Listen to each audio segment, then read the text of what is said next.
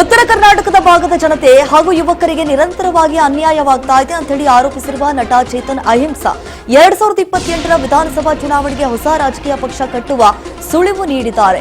ಬಾಗಲಕೋಟೆ ಜಿಲ್ಲೆಯ ಬೇಳಗಿ ಪಟ್ಟಣದಲ್ಲಿ ಮಾತನಾಡಿದ ಅವರು, ಯಾವುದೇ ರಾಜಕೀಯ ಪಕ್ಷಗಳು ಉತ್ತರ ಕರ್ನಾಟಕ ಭಾಗಕ್ಕೆ ಸೂಕ್ತ ಆದ್ಯತೆ ಕೊಡ್ತಾ ಇಲ್ಲ ಅಂತ ಹೇಳಿ ಆರೋಪಿಸಿದ್ರು. ರಾಜ್ಯದ ಎಲ್ಲ 224 ವಿಧಾನಸಭಾ ಕ್ಷೇತ್ರಗಳಲ್ಲಿ ಸಂವಿಧಾನದ ಆಶಯಗಳನ್ನ ಜನರಿಗೆ ತಲುಪಿಸುವ ಕೆಲಸ ನಡೆಸಲಾಗುವುದು.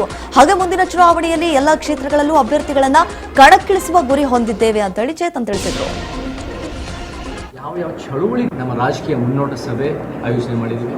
ಎಲ್ಲ ನಮಗೆ ಬೀಳಿಗೆ ಹಿರಿಯರಾದ ಪ್ರವೀಣ್ ಪಾಟೀಲ್ ಅವರಾಗಿರ್ಬೋದು, ಎಲ್ಲ ಸಮುದಾಯದ ಮುಖಂಡರು ಮತ್ತು ಹೋರಾಟಗಾರರು ಎಲ್ಲರ ಜೊತೆಗೆ ಸೇರಿ ನಾವು ನಮ್ಮ ಬೀಳಿಗೆ ಆಗಿರ್ಬೋದು, ಬಾಗಲಕೋಟೆ ಆಗಿರ್ಬೋದು, ಮತ್ತು ಉತ್ತರ ಕರ್ನಾಟಕ ಆಗಿರ್ಬೋದು, ಮತ್ತು ಅಖಂಡ ಕರ್ನಾಟಕನ ಹೆಂಗೆ ಒಂದು ಉತ್ತಮ ದಿಕ್ಕಿನಲ್ಲಿ ನಾವು ತೊಗೊಂಡು ಹೋಗ್ಬೋದು, ನಿಜವಾಗ್ಲೂ ಸಂವಿಧಾನದ ಮೂಲ ಆಶಯಗಳು ಹೆಂಗೆ ಎತ್ತಿಡಿಬೋದು, ಈ ಉದ್ದೇಶದಿಂದ ನಾವು ಸಭೆ ಮಾಡಿ ಪ್ರತಿಯೊಬ್ಬರಿಂದ ವಿಚಾರ ಪಡೆದು ಅವರ ಅನುಭವದ ಮಾತುಗಳಿಂದ ನಾವು ಹೆಂಗೆ ಗಟ್ಟಿಯಾಗಿ ಒಂದು ಸಂಘಟನೆ ಮುಖಾಂತರ ನಾವು ಒಂದು ಶಕ್ತಿ ಮಾಡ್ಬೋದು ಅಂತ ನಮ್ಮ ಉದ್ದೇಶ. ನಾವೆಲ್ಲೇ ಹೋದ್ರೂ ನಾವು ಯಾವ ಚಳುವಳಿಗಳು ಮಾಡಿರೋ, ಅದು ದಲಿತ ಬಹುಜನ ಆಗಿರ್ಬೋದು, ರೈತ ಕಾರ್ಮಿಕ ಆಗಿರ್ಬೋದು, ಭಾಷಾ ಮತ್ತು ಪ್ರಾದೇಶಿಕ ಹೋರಾಟಗಾರರಾಗಿರ್ಬೋದು, ಮಹಿಳಾ ಸಂಘಟನೆಗಳು, ಯಾರ್ಯಾರು ಪರಿಸರವಾದಿಗಳು, ಭ್ರಷ್ಟಾಚಾರ ವಿರೋಧಿಗಳು, ಯುವಕರ ವಿದ್ಯಾರ್ಥಿ ಸಂಘಟನೆಗಳು, ಯಾರ್ಯಾರು ಅವ್ರ ರೀತಿಯಲ್ಲಿ ಜನಪರವಾಗಿ ವೈಜ್ಞಾನಿಕವಾಗಿ ಅವ್ರ ಕ್ಷೇತ್ರನ ಕಟ್ಟಿದ್ರು ಅವ್ರ ಹತ್ರ ಹೋಗಿ ವಿಚಾರ ಪಡಿ.